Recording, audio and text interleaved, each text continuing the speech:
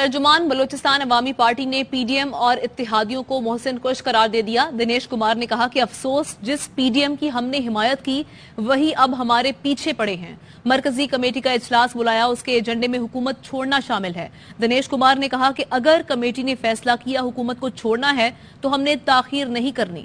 مزید کہا کہ 4 ایم این ایز نہ ہوتے تو ان کی حکومت نہ بنتی۔ افسوس ہے کہ ہم نے اس حکومت کا سہارا دیا اور اب وہی محسن کشی کر رہی ہے۔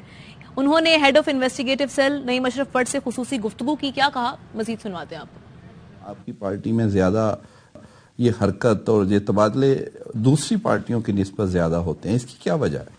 اب تھوڑا سا ہمیں افسوس بھی ہوتا ہے کہ ہم نے پی ڈی ایم کی حمایت بھی کی مگر وہی پی ڈی ایم والے ہماری پارٹی کے پیچھے پڑے ہوئے ہیں۔ دیکھیں ہمارے اگر 4 ایم این ایز نہ ہوتے، خالد مکسی صاحب جس طرح سے تھے تو یہ حکومت نہ بنتی، مگر تھوڑا سا ہمیں اب یہ افسوس ہو رہا ہے کہ ہم نے اس حکومت کو سہارا دیا اور وہی محسن کشی کا کردار اگر ادا کرے تو یہ تھوڑا سا مطلب ایک میں اگر تھوڑا اس کو بہت ہی زیادہ خراب لہجے میں کہوں تو اچھا نہیں لگتا، بہرحال میں کہوں گا کہ یہ محسن کشی ہے۔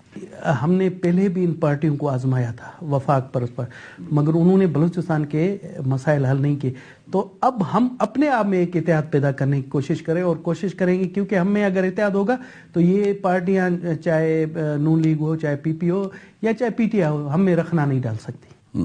لیکن ووٹ صحیح ہے، آپ نے اپنے وہ کیا، لیکن ان کو بھی تو کوئی دیکھیں یہ تو ایک مطلب ایک سچائی کی بات ہے، ایک نہ کہتے ہوئے بھی ایک اصول پرستی کی ہے کہ جو آپ کے ساتھ ہے ان میں رکھنا نہیں ڈالنا چاہیے۔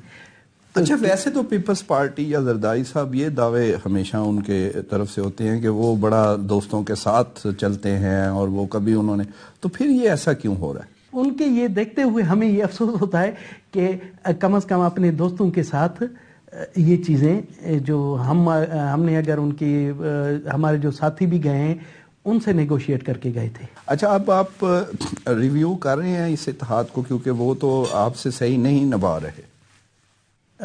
ہم جو ہے نا اس سلسلے میں ہم نے اپنی مرکزی کمیٹی کا اجلاس بلایا ہوا ہے اور وہاں پر جو فیصلے ہوں گے اسی پر ہم یہ بھی لازمی ایجنڈے کا ایک حصہ ہے۔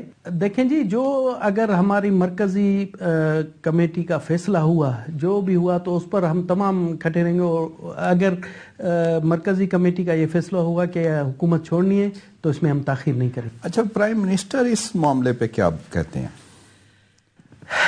ابھی آنیسٹلی بتائیں کہ پرائم منسٹر صاحب کو وہ اپنی پارٹی کے اتنے گورکھ دندو ہیں، الجھے ہوئے ہیں، اور جو آپ دیکھ رہے ہیں کہ ان کے اوپر ہے، ان کی پارٹی داؤ پر لگی ہوئی ہے، تو وہ بیچارے اس طرف کوئی سوچ ہی نہیں رکھتے، وہ تو اپنی اس میں لگے ہوئے ہیں کہ کس طرح سے کہ ہمیں کوئی ٹائم مل جائے کہ ہم پارٹی کی پرانی مقبولیت بحال کر سکیں۔ ہم پر ایک الزام لگایا جاتا ہے کہ جی یہ اسٹیبلشمنٹ کی جماعت ہے، مگر میں آپ کو وثوق سے اور ایک پوری سچائی سے کہتا ہوں کہ اس معاملے میں وہ نیوٹرلز تھے۔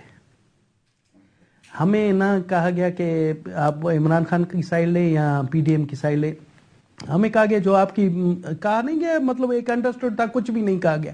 تو اس کا مقصد یہی ہے کہ ہماری جہاں مرضی ہے ہم وہاں جائیں۔ آپ کو الیکشن ہوتے نظر آ رہے ہیں؟